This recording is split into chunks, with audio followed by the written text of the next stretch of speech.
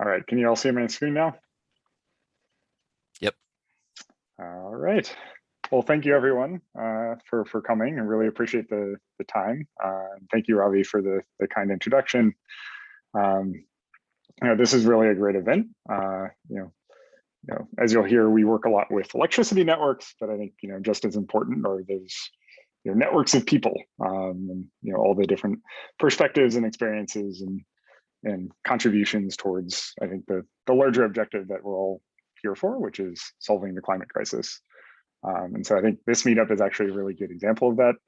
I mentioned earlier to John and Ravi, it's a great pairing with us and Decibel, because I think we're both tackling a lot of interesting problems in the electric transportation space, but from very different angles and from in what I think is pretty complementary fashion. So thanks so much for having us. So I'm John Taggart. I'm the co-founder and CTO at WeaveGrid. So we work to drive rapid decarbonization in transport and power sectors by intelligently connecting EVs to the grid. So we, if I back up a bit, we operate at the intersection of two industries that are undergoing really rapid transformation right now, both the automotive industry and its push for electrification, as well as the utility industry driving towards decarbonization, both due to policy and due to improvements in technology.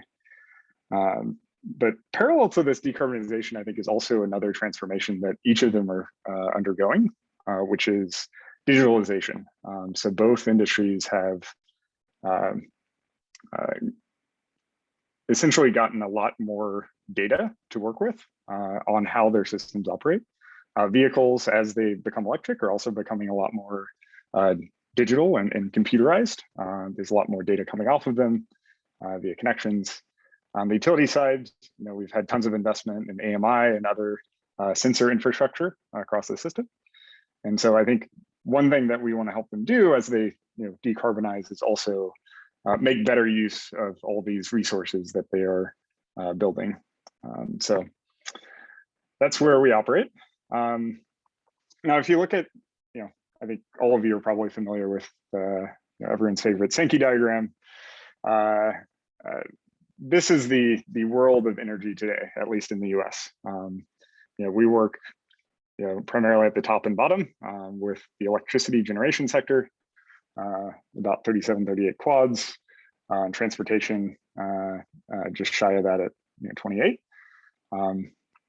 Electricity sector, that's energy coming into that is pretty diverse. There's natural gas, coal, traditional fossil fuels, nuclear, but also, of course, pretty significant growth in the last decade in the renewables side. Transportation is not that way. Transportation, even now, is still dominated by oil, dominated by petroleum inputs. There's a little bit of biomass, and it's even less efficient than the power sector. If you look at what proportion of the energy going in is converted to waste, it turns out having millions and millions and millions of tiny little combustion engines is not the most efficient way to run things. So this is what we're trying to change. We're trying to basically take all of that petroleum input into transportation and shift it to electricity.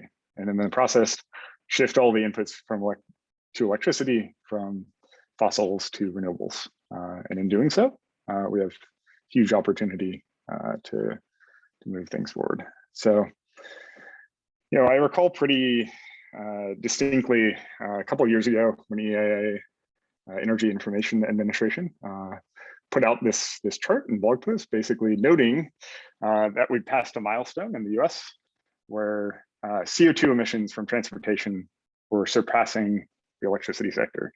I think traditionally we've often thought of climate policy as being clean power policy, but that's increasingly not the case. Like increasingly we're having to focus on other things, industry, transportation being among them. So today in the US, transportation makes up the largest chunk of CO2 emissions. And as electric power emissions have fallen, transportation has continued growing. So we're really just at the beginning of transitioning away there. Now, we talk about electrification as being an opportunity to change that. And I think we have to be honest that the US has struggled in this relative to other parts of the world. So I think both Europe and China have seen EVs take off in a much more rapid fashion than the US. It's starting to change more recently. I think the numbers from this past summer in terms of market share for EVs are actually quite good. But that's not going to last forever. So we're really just at the beginning of our transition, and you can see that in the investments that are being made by all the big automakers these days. So you kind of see a one-upsmanship almost in the news articles that are being coming out every couple of days from the automakers and battery manufacturers about billions and billions and billions of dollars in new manufacturing capacity to build the supply in the US of EVs. And we're going to need a lot more, but I think it's a indicator that this really is a wave that's about to take off. So, if I go back to the utility and I think about sort of how they, have to deal with this change. Traditionally, I think utilities have been responsible for providing, cheap and reliable power to customers, universal access, balancing reliability needs with trying to keep costs low. We've adding clean power, so trying to drive down emissions and negative impacts.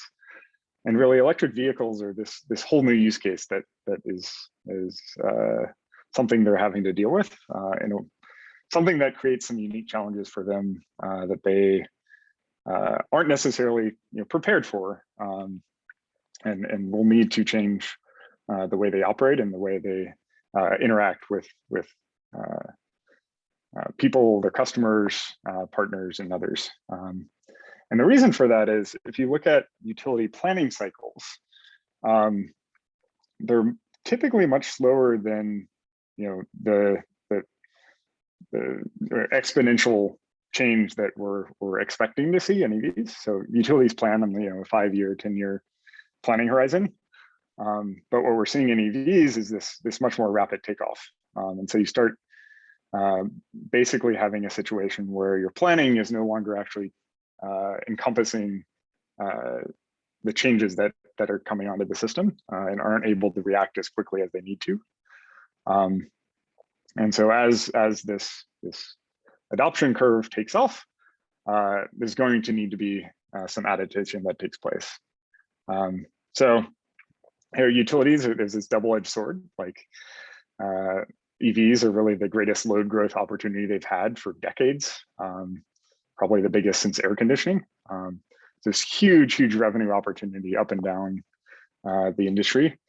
But it also comes with a lot of costs. And I think managing those costs and making sure that their investments are being made appropriately and that the grid is being bolstered to support this is something that's going to need to happen to make sure that this transition is not impeded by challenges on the grid.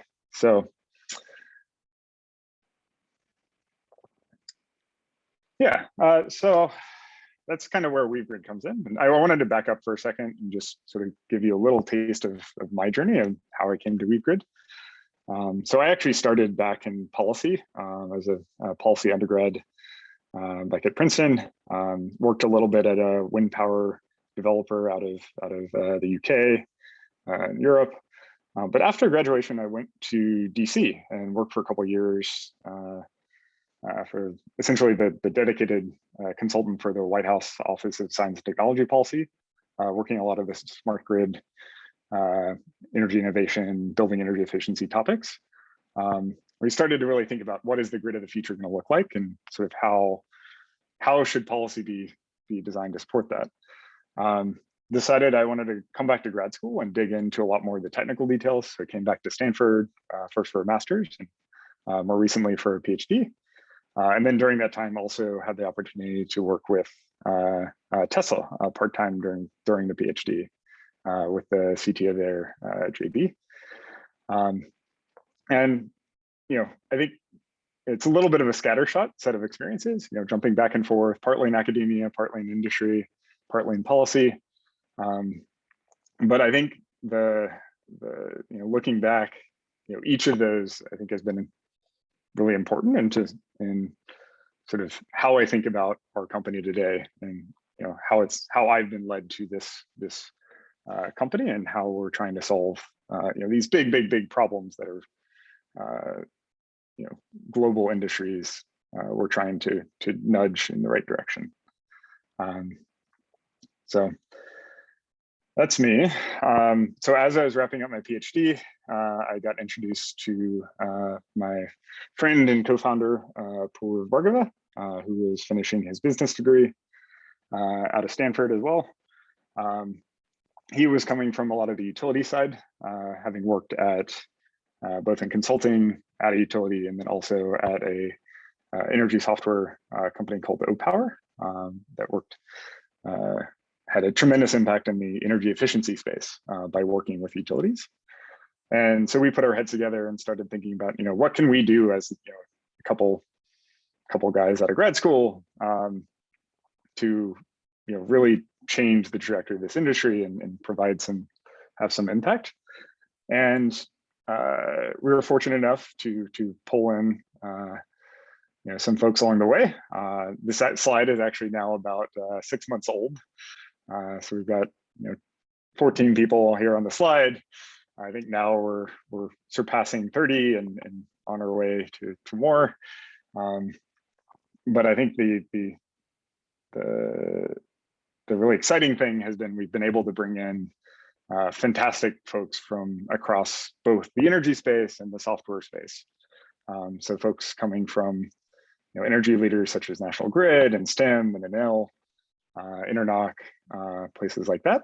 But then also traditional software companies. So being able to bring in folks from Google and Facebook and Slack, and helping sort of bring all of the really talented engineering expertise that's here in the Bay Area, but then also outside, but try and orient it towards climate problems, and particularly around this charging challenge and adaptation challenge for EVs. So I've been very thankful for that. So we, as I mentioned earlier, we sit at the intersection of these two big industries. What does that mean in practice? We work with utilities very closely. So they're our customers. I'll get into a little bit of that in a second. We work with drivers. So if you own an EV, and we work with automakers, and we try and help them enhance their charging experience. And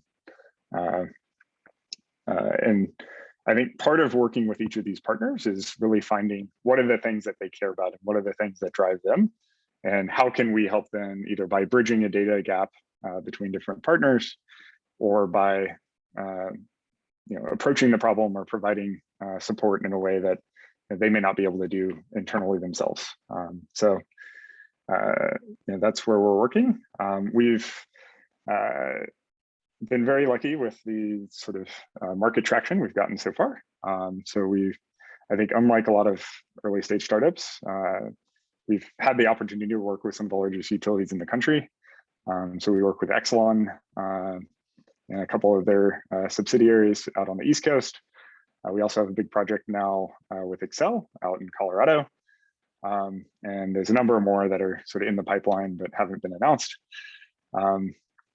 But that gives us, access to scale, access to, the utilities information on how they operate, and then also lets us, help them with their problems, whether it's setting up programs or doing planning or doing operations.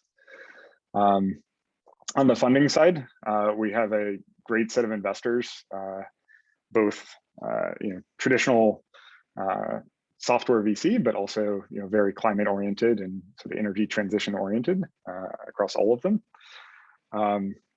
Most recently, we raised our Series A back in the spring, led by Coatue, which is big investors in Rivian and Tesla and across the whole space, and including other John's company, Spell. So we're sort of siblings in that way. We've also gotten a couple of awards along the way that have been helpful in getting grants and things like that. So the programs we operate in. So one of the things we help with is utilities setting up EV programs for their customers. So we will provide an easy way for you as a customer of Baltimore Gas and Electric or PG&E or Southern California Edison or wherever you are. We provide a lot of the experience around how you would enroll in programs, how you connect your vehicles, how you get incentives back, and then also provide information on your charging behavior, how you might adjust your behavior and change for greater savings. I think for a lot of people when they buy an EV, it is a bit of a shock the next month when they realize that their electricity bill has doubled.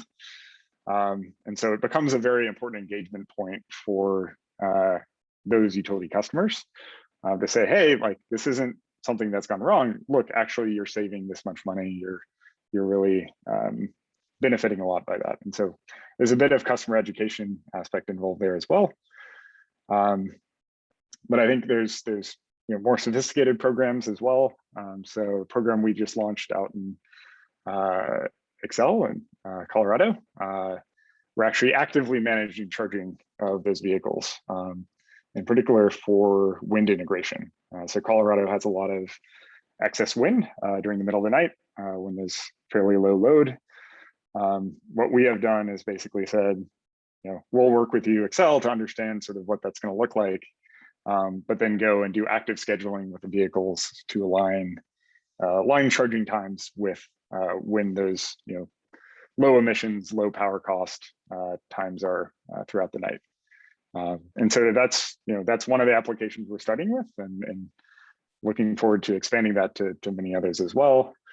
And I think we have something called smart charging orchestration, where we're starting to tackle some of the more advanced applications as well, in sort of improving distribution network utilization and peak load challenges and things like that. So there's really a whole lot of opportunities here. And we're walking through with the utility and helping them stage out their programs for a world in which they can manage thousands and thousands of EVs on their network without it causing a lot of problems. So I think just as important as what specifically we do and what we build, I think is the type of company that we're trying to build. I think what I've been most proud of is the team we've put together, both in terms of the quality of folks who are coming on and the experiences and skills they bring, but also just the thoughtfulness and collaborativeness and creativity that they all bring to the team. We did this exercise back at the beginning of the year. We do this every year where we say, okay, what are our values? How are we going to put them into practice? We did this year and put together a few, and then discovered after settling on our set of values that they made a nice little backronym. But I think the thing that I come back to is really, we as a company are a company that thrives by working with partners and trying to take what we're good at and understand what they're good at and what they have, and bridge that gap and work better together. But I think that's true internally as well. Like I think the building a company that has folks who are coming from fantastic software engineering backgrounds, fantastic energy backgrounds, fantastic utility and auto experience, that's going to be what makes us succeed, hopefully, as much as sort of any specific decisions and products that we build. We're hiring actively, so if you are excited about this space and want to learn more, feel free to reach out. Go to our website. We've got positions posted. But yeah, no, it's an exciting space. You know, we're one small actor in that space, but I think we can. You know, we do have a long lever to sort of pivot this industry into a much cleaner future. So with that, thanks. Thank you, John. And there's no shame in starting with a really cool acronym and developing values to match. So I swear it was not that way. It went the other way. Yeah. No, those are great values. We have similar ones, but I should come up with a cool acronym and then change our values too. Yeah. So we have a few questions. Do you want to take them now, or do you want to just wait till the very end and do sort of a collab Q&A? Why don't we let John do his presentation, and then we can do the rest. Because I think some of them also can be balanced or can be answered by both of you, like how you handle like renter situations and things like that. Yeah. All right. John Sarter, Decibel, thank you so much. Thanks, John Taggart. Yeah. Thank you, John Taggart, for your presentation, and welcome, John Sarter. Thanks all. Thanks, John. Let me get this into the right mode here. Hold on. Uh-oh. Well, let's see. I can't. You are sharing it. So now if you hit the presentation button. Got it. Yeah. Okay. Hold on. Just trying to get to the right. Everything's in the way here. The one on the far left, I think, from the beginning. Yeah, there we go. All right, great. So my name is John Sarter, and I am actually new to the company Decibel, newly on the team. I've been advocating for them for quite some time. And the title of my presentation today is V2X, a new energy paradigm, and how V2X technologies will transform and benefit the energy industry as we know it, reducing greenhouse gases, levelizing the supply and cost of energy. That's a bit of a mouthful, but I think there's a ton of potential. So the last time I spoke at one of these, I talked about a building that I developed. My background is a real estate developer, a sustainable developer, and designer builder. And this was a 6-story, 4-unit building that is a net positive energy building. And part of that, part of what I planned into this building was V2B architecture, even though the technology really didn't exist at an affordable price point anyway, on a residential level. But what I realized is that this is really going to be the future. And in addition to the future I'm going to talk about, it allows expanded energy storage capabilities within your building, reducing the need for stationary storage, which is quite expensive. So now the company that, as a result of building that, actually the co-founders of Decibel reached out to me and got to know me because they heard about my plan to enable V2B in my buildings, and that's kind of how I got connected with Decibel. Our motto is, we deliver energy so you can live a life without compromise. And V2X for all, basically, for resilience and also as a grid asset. And I think that ties in really well with what John was speaking about. I think John's been talking with one of our founders, actually. And if I'm not mistaken, John, you guys are aggregators of a sort. Is that correct? Sort of, right now. Yeah. It depends on the program definitions and such, but that is one way you could describe this. Right. Great. So there's a ton of potential moving forward with that. And my slides aren't going forward. So let's see. There we go. So Decibel is the first affordable residential DC charger, and it's also bi-directional, plus a solar inverter in the world today. It's also a very fast EV charger. It'll give you a mile per minute of charging time, so 60 miles in 60 minutes.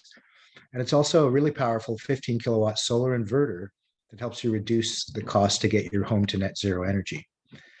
The bi-directional flow of your EV allows your EV to act as a backup generator for your home.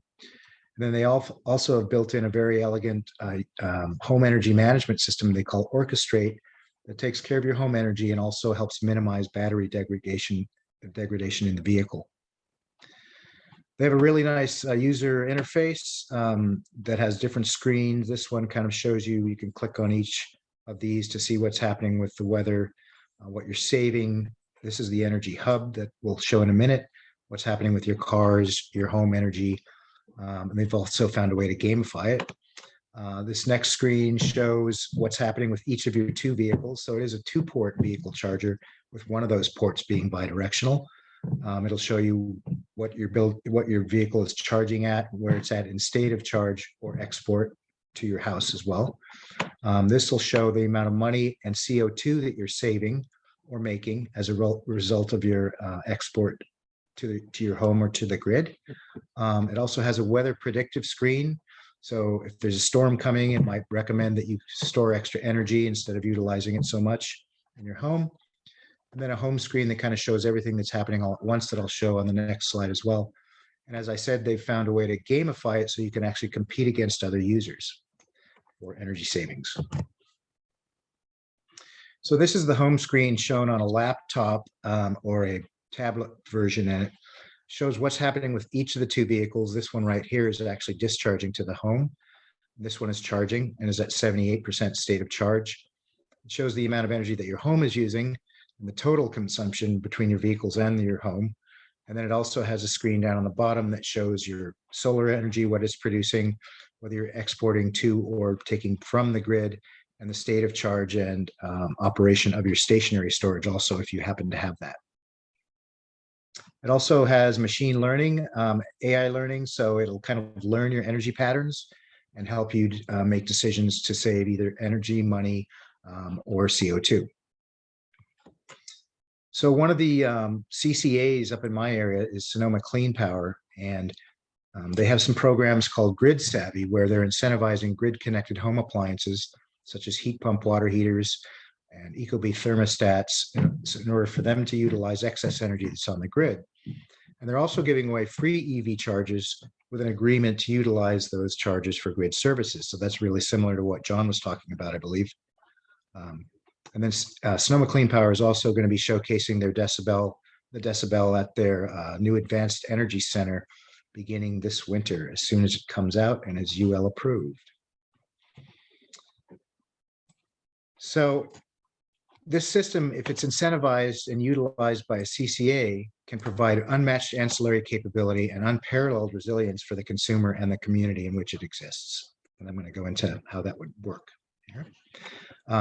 Although it is a residential charger primarily, we're also looking at some projects. This is a project in Fairfax for a community center called the Pavilion, in which we will, I'll kind of go into, I came into this project about 6 months ago, maybe a year at this point, with the idea of using decibel instead of what the system they were proposing. So the original plan was to use the existing PV, which is split amongst the fire station, police station, and the Pavilion building, and then use part of that PV between the Pavilion and the fire station. They were going to add 34 kilowatt hours of new stationary batteries and a new 12 kilowatt inverter because one of the 4 was going out. They would be able to net energy meter and have islanding capability for community resilience. And the cost of that was going to be about $35,000 in components. I think the labor was going to be donated or is going to be donated. So when we worked decibel into the equation, still the same PV is being utilized, but instead of that large amount of stationary storage, we're adding in the 15 kilowatt Osiaco, oops, sorry, it's decibel now, inverter bidirectional EV charger. And then that would be utilized with a small stationary storage system and city-owned Nissan Leaf or Mitsubishi Outlander that can provide basically unlimited energy storage. Because if one vehicle is starting to charge down, the other one can go somewhere else, get power, bring it back, and just kind of keep rotating around, bringing pretty much unlimited energy storage. But it's also solar powered, so each of these vehicles is being recharged during the day also. So the cost went from $35,000 down to $20,000 by utilizing this system. We were able to reduce the stationary storage because of the massive capacity of the electric vehicle storage. So taking this concept and then expanding it out into the community, this means that the community center could also charge other people's vehicles, and they could take that energy home to power their homes, or those people that might have a decibel system at home could take their car to the community center and provide energy to the community resilience center as well. This sort of creates a mobile microgrid of sorts, and you're able to transmit energy without using the grid's wires in this way. So the optimal way this would work in a community would be you'd charge during the day from solar, either at work or at home, and then use that energy in the evening at peak energy use times, helping levelize the grid, the duck curve on the grid.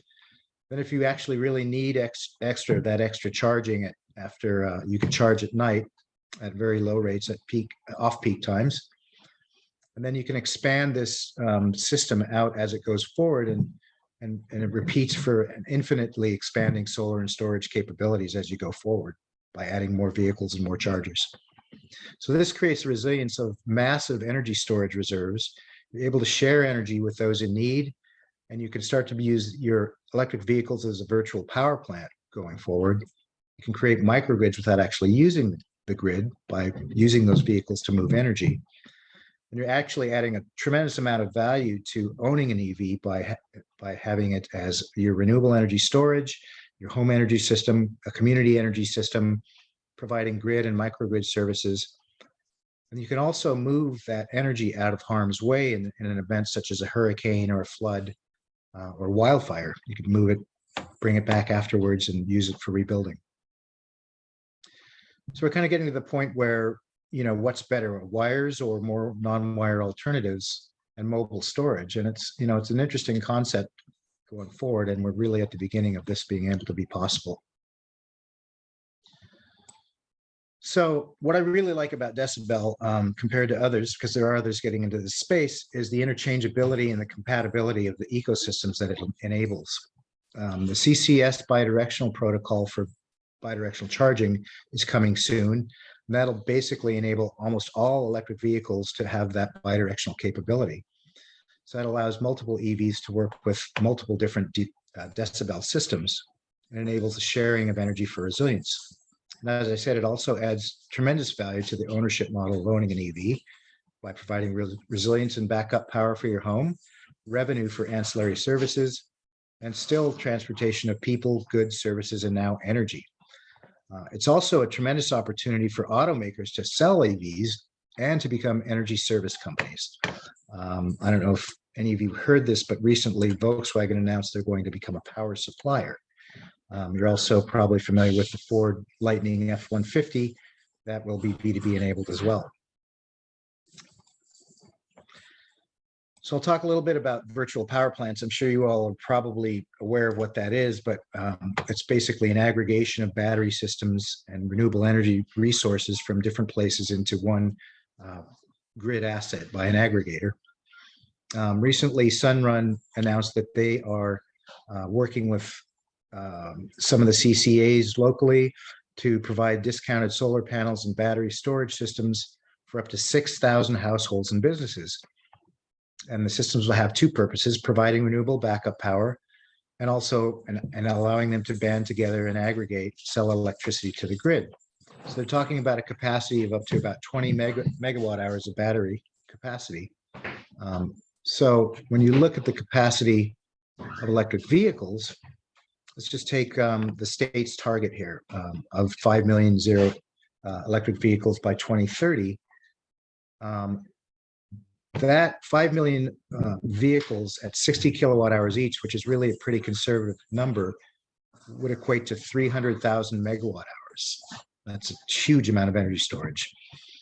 So that amount of storage is equal to 250 times the size of the largest grid scale energy storage system in existence today. But not everybody's going to want to use all of their capacity of their vehicles. So let's say people will use 10% of their capacity, maybe 6 kilowatts per vehicle average. That's still 25 times larger than the largest grid scale energy storage in existence today. I think John was talking about something along the lines of 30 million nationally. So that's just, that's even more still that can be utilized for grid services. So, it's going to take time to get to 5 million electric vehicles, obviously, but even if once we hit a million mark, that's 6,000 megawatt hours, which is still 5 times the size of the largest energy storage system grid scale today. Plus, you've got these systems widely distributed where you really need them for resilience in your community. So by doing this, and this will take time for this to occur, but it can kind of grow organically as the systems expand and as solar and EVs are adopted. But the EVs essentially start to become a grid asset, not a grid liability. And we've heard a lot about how are they going to adapt to this massive charging load. And in this way, it's not so much a liability, but more of an asset.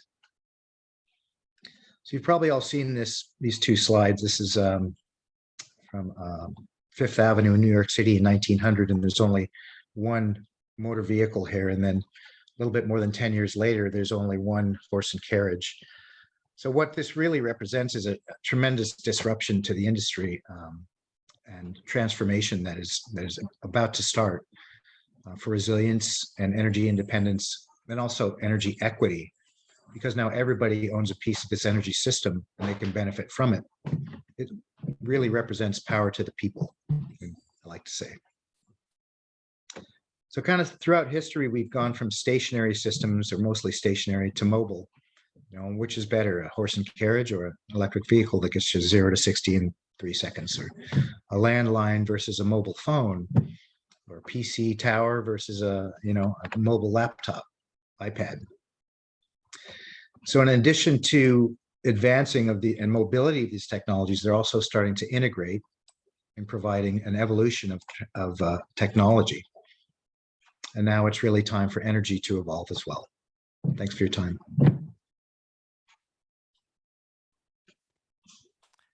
Thank you, John. That was awesome. Are these available retail yet? Like for purchase? So they are taking reservations. The UL listings are being finalized, and by year's end, they should be shipping the first units. So yeah, it's great. Right on the edge of being available. So we've got quite a few questions from the group. Alan Peevers has the first one. Alan, do you want to unmute, or I can read it myself if you wish? Let's see. Your question I'll about unmute. Sure. Yeah. I don't remember my question now. Oh, it was about being able to sell electricity back, and it would be a question it sounds for like you both. Yeah, Yeah. actually. I mean, are we already there, or is it going to take a year? And how long is it going to be before it goes outside of California to the whole US? Yeah. John, do you want to take it, or shall I get started? Go ahead, John, you start. All right. I mean, we've been there for a little while now. So you are able to sell power back to the grid. There's a whole debate during the growth of solar industry across the US over how much you should get paid for selling it back. So initially, a lot of states passed a policy saying, hey, you should get paid exactly what you're paying because you're providing the same thing. Yeah. Then there's the argument of no, because then you're not maintaining the network. You're not sort of paying for the costs of the system that you're relying on. And I think what we're converging towards now is something somewhere in between. So we have net metering in California, but you don't get paid quite as much as you would have to pay for energy being imported. I meant from your car. I meant from your car specifically. But it's going to be the same thing. Oh, it won't matter whether it's from the car or from the solar. Okay. The flexibility that the car adds is just sort of on the timing of when you're exporting that power. But John, you can elaborate. Yeah, so from the vehicle to, as soon as Decibel comes out, it's going to be certified as a grid interactive inverter, which means you'll be able to sell that energy back.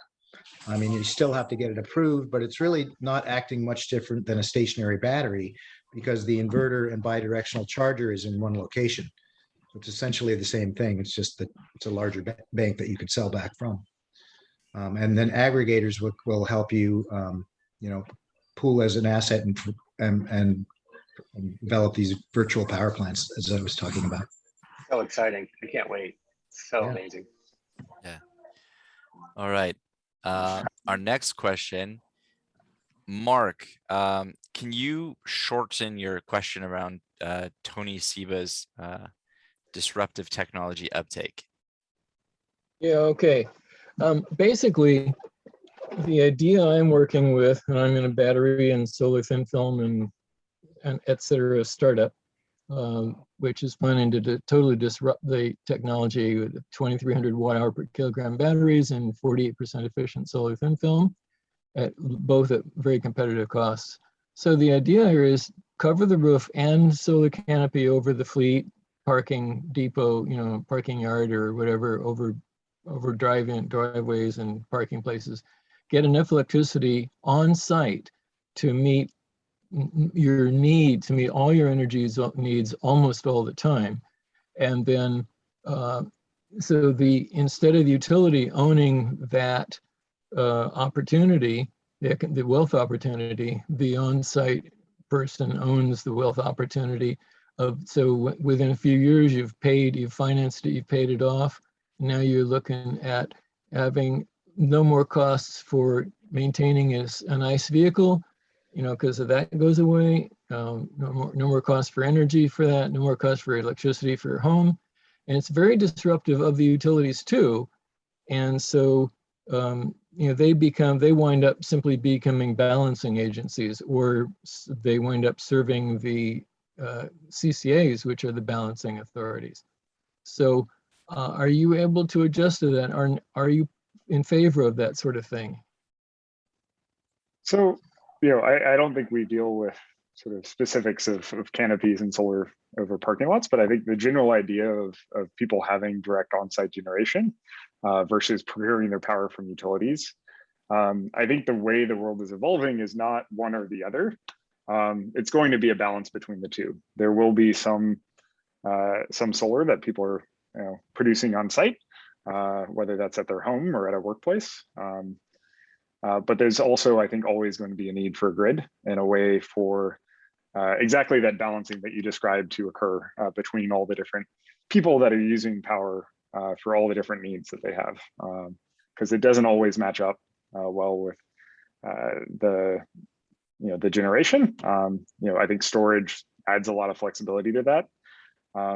But ultimately, it's a competition on cost and value across, adding storage, adding solar, adjusting usage, adding or utilizing existing infrastructure. So all these things are working in concert. So it's not just a competition on cost between two spending opportunities. It's a competition between the individual, the self-use idea in Germany, between self-use, self-ownership, self-value, self-wealth creation, and paying a, what do they call it? Economic, tax, paying essentially a use tax to the utility for most of your energy for most of the rest of your life. Yeah, I mean, it's interesting because I think a lot of the business models that have come up around distributed energy aren't that dissimilar from a utility. So if you look at Sunrun or you look at Solar City back in the day, those are also long-term contracts that you have to continue to pay. I think the important thing is how you're doing the investment and sort of what are the market rules that we're structuring to make sure that we're making the right investments and balancing the needs across all these people. Yeah, we should make it possible for the self-owner, for the self-use party to get financing so they can pay it off, low-cost financing so they can pay it off and be done with it, and then they're home free. Excuse me, Mark. I want to let some other people have some questions too. So thank you. Stanley Lee, are you there with your question about renters? Not. So question for you both. I don't see Stanley coming up, but like half of in the US at least, just over half of our citizens rent and residents rent. Like, how do you solve for that with charging? John JT, I think you're a little bit more flexible, but in terms of installation, JS, like how do you solve for that? That's an interesting challenge. It really is, because usually the renter is obviously not the owner of the building. So it needs to be the owner that makes the investment. So what I think ideally, the utilities need to get involved with incentive programs for the building owners, to make it viable for them to perform and provide that service for their tenants. That would be ideal. Because obviously, if you're renting, you're not going to make the investment on your structure if you can't take it with you. So, but you can take your EV with you. So, I could see in the future, potentially utilities, leasing out a package with solar and maybe not utilities, but some of the more progressive, utilities eventually with solar and decibels and an electric vehicle all bundled together, perhaps, and that becomes part of the energy system in the long term. It's going to take a while to get there, but yeah, I mean, from where I sit in the financing, we've talked with utilities for years. I mean, I remember a VP at Wells Fargo had meeting after meeting with PG&E about on-bill financing for this exact thing.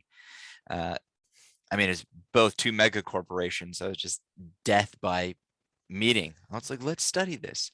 Let's have a pilot. Actually, Yeah, they never even got to that stage. It was just yeah. they studied it for 5 years, and Yeah, they're still studying it. Yeah, there's a couple progressive utilities that have done some things with stationary batteries, with Tesla batteries, for instance, Blue Mountain Power. So, but I mean, on-bill financing could solve a lot of these issues, and huge proponent of that. And we're also working on a way to sort of structure financial agreements to, work it with the homeowner and then include agreements with the tenants. But those will take a while. Next up, we have Ed Lynch Bell. About this is mostly for you, JT, about being spatially aware. Or Ed, are you there? I think I saw you. There we go. If you. Hi there, I'm here. Hi there, Ed Lynch Bell, among other things, head of product for EV Networks down here in Australia. We're Australia's biggest DC fast charging operator, but we also are doing home and workplace charging as well. So I guess the sort of background to the question is, about 10 years or so ago, maybe more, Zipcar turned me from a car owner into a consumer of mobility. I haven't owned a car since, and I've never looked back. And I see, the car ownership, you've got a really unproductive asset there. And V2X is a great way of doing that. Really, the car should be out there providing mobility. And we've been running a program. We've been renting vehicles to rideshare drivers, and they have a hugely elastic demand for charging. They are very price sensitive people. And I guess the question is how might we use WeaveGrid or technology like it to send those mobile batteries to places where there is cheap power. And I'm thinking, a distribution feeder that's got a whole heap of solar on it, which is something that's very common down here in Australia. Yeah. I mean, I think I'll start by saying I don't think that's something we do today. It's a really interesting idea in the future of sort of how that interacts. I think, functionally today, we don't have spatially differentiated power prices across distribution networks. We have regulated utilities where you have a rate and you are treated the same as your neighbor within the same rate class, as long as you have the same type of connection to the grid. That's intentional design. It's also trying to avoid situations where you're facing much higher prices because you're on a congested part of the network when you had no part in designing that network in the first place. So I don't know that we have that type of system where we're sending cars to specific parts of the network, or even sort of sending power prices that are distinct. Where it does enter then a lot though is in siting and planning decisions by the utility and by other operators such as yourselves. Obviously it's challenging to get DC fast charging set up in a lot of places. It's not always the most transparent or speedy process. And a large chunk of that is because utility network operators need to make sure that this big load that's coming out of the network is not going to be creating a bunch of challenges for maintaining a reliable system. And so I think, while this isn't our core today, I do think one of the big areas where, us and folks like us can help is in making that process easier and making it more transparent and better for folks, because we're going to need a lot more of charging, public charging, private charging, as we proceed in this wave of EV adoption. So, yeah. Ed, where are you based down there? So I'm down in Melbourne. Most of the rest of the team is Sydney and Brisbane. We're a nationwide organization, but yeah, Very cool. AGL down there is doing quite a bit. Their innovation, at least, I mean, I've had some interesting meetings, and I come down there. Well, I came down there pre-pandemic. One of our investors is there, so I'll message you privately. Would love to. Oh, sure. So funnily enough, I used to run VPP programs for AGL. So that was my previous. You probably know the people I've been talking to. I probably do. Awesome. Daidipya, are you still online? Yeah, I'm here. Great. Yeah, my question was John Starter. I mean, you mentioned earlier that the impact that V2G has on helping cars become kind of power companies. I'd love to know what the perspective is how much of value you think either the car company or the customer really gets by having their vehicle available, or what that range might be. You mean how much value to the grid? No, how much monetary value you think might be available from utilities to pay car companies or to consumers if they allow If they discharge? No. Yeah, I'm not super, it's going to vary by utility as to what their net energy metering or discharge rates are. But it should follow the same path as NEM metering or battery discharge and aggregation, which is, as John said, it's kind of varies depending on your CCA or your IOU that you're working with. I know in San Francisco. Yeah, I think in San Francisco, when I built that building, PG&E was offering 3 cents a kilowatt hour, but SF Clean Power was offering 9. So it's going to vary, by location, but it should be pretty much following a similar pathway as that, I would imagine. Would you agree, John? Yeah, no, I think that makes sense. I think one thing to note is this is such an early space that there have been studies and saying if you use your EVs for this or that, it's regulation services or peak power or things like that, there's some value that can accrue. The reality is no one knows. We think it's pretty substantial, but there's many different applications, some of which are in markets, some of which are not, and some of which would have to be accessed in some other way. And these markets are changing constantly. I think we can have a situation where now, some services might be pretty valuable, but as soon as you start getting a lot of storage onto the system and a lot of EVs providing power and services back, some of that could decline a bit. And so you might need to reorient towards other applications, but still very early stage, I'd say. Yeah. And conversely, if you get so many EVs that are able to push power back that you start eliminating the need for peaker power plants, there's massive savings in that, and some of that should go to the consumer. So yeah, it's hard to really predict. Yeah, we can predict that next summer will be tough and very, very tight markets, I think, in California. So Great, thanks. Gayatri, you're up next. Hi, great talk, both Johns, and it was really informative. But I'm curious about one thing, especially John Sarter. You've talked about making this a mobile microgrid. And I mean, you can see congestion problems becoming harder and harder to solve if we're going to think about having mobile microgrids that will charge at one place and then go everywhere else.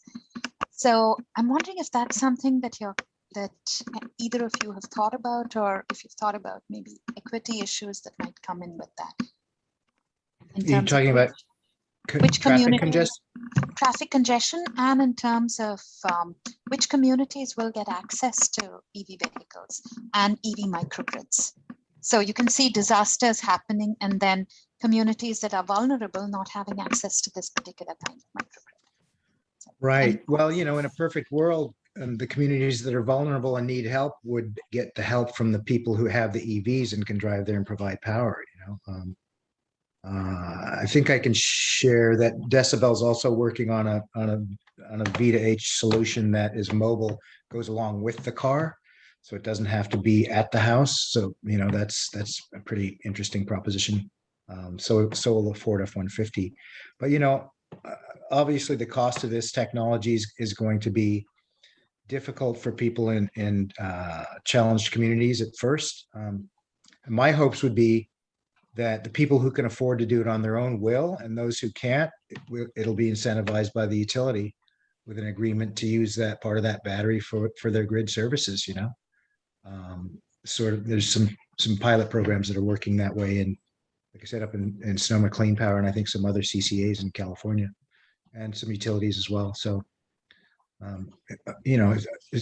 it probably starts with people who can afford it first, and hopefully it trickles down, and the utilities and CCAs see the value to their grid for the services they can provide.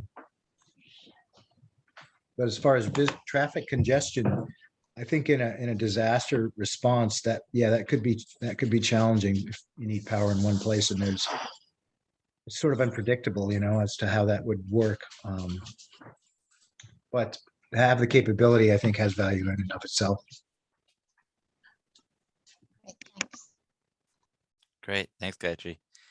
Ed Pike, are you still online? I liked your question. Yeah, see him. Hand up. Maybe Thank you. Yeah. So I'm glad we just talked about cost for bidirectional chargers. And I was just reading through a report from a UK trial for vehicle to grid technology. And it seemed like the main takeaway from that report, as I read it, and I included a link in the chat, was the need to decrease the cost of bidirectional chargers. And this is in the UK, so of course, that's not necessarily the same as in California. But that does seem to be like basically, of course, something that every technology in the clean energy space faces when it's a new technology and the costs need to come down. So my question is, what will it take to drive down the cost of EV chargers with bidirectional capability? Well, I'll take that on. I did say at the beginning of my talk that it's the first affordable bidirectional EV charger, and so that's it's a relative term.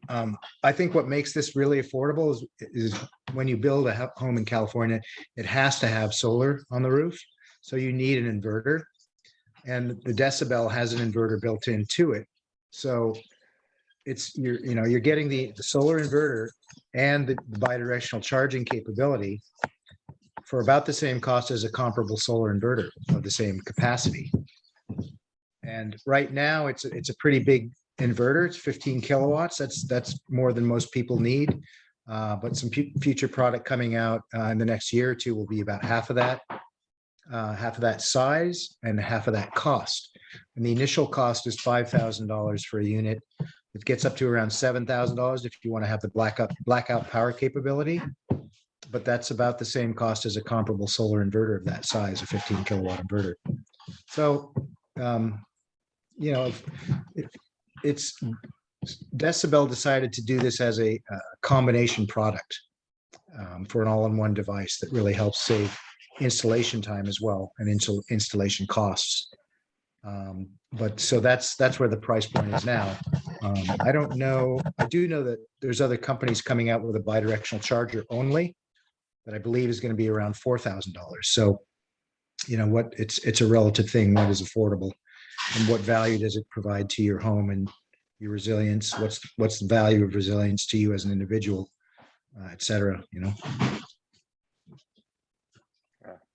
I'll also add a little bit to that and say, I think, just as important as the cost side of the equation is really, digging into where the value propositions, because obviously backup home power is a huge one. But if you can start providing power to the grid and the utility and network operator, there's ways to offset that cost in ways that are helpful for adoption. So. Right, you can Great. recoup that cost over a certain period of time by providing those services to the grid, perhaps, yeah. And if I could ask a quick follow-up, Very quick. what do you think is the avoided cost of not having to buy a separate solar inverter? Well, it's like I said, that a comparable solar inverter to the Decibel 15 kilowatt is an inverter called Solarc. It also has an energy management system as well, and they're about the same price, actually $7,000 for Solarc, 6,900 as the Decibel, and it doesn't have bi-directional charging capabilities. So if you compare it dollar for dollar, watt for watt, and actually the Solarc is only a 12 kilowatt inverter. But I think it's tremendous value. So I think it's almost free, frankly. Yeah. Awesome. Well, we've just run over time. So, one, thank you both so much for your time. I know that, there's more questions coming in and we could talk for hours more on this subject because this is a critical part of the transition that we need to make. So yeah, I know you both have dropped your emails in the chat. So I'll actually send the chat log to everyone along with the YouTube link. And very apropos of this call, there actually, if you are in California, I'm going to drop 2 links into the chat. It is essentially a letter to the California, I believe it's the building department, building standards commission. So they're coming out, and this is a request to include affordable EV charging in the next building codes, similar to solar. I believe this is specifically for multifamily housing, so it gets into renters, gets into condo owners, and hopefully it'll get into single family homes as well. But here's a direct way that we can impact building codes in one of the largest markets in the country. So in the world, let's see. All right. And so John Taggart, heard you have one announcement you'd like to make real quick. And then after that, we will close out. So, yeah. I'm all good. I don't think Okay. we have anything. So his announcement is that he's good. That's a great announcement to make. Thank you both again. Thank you all for coming.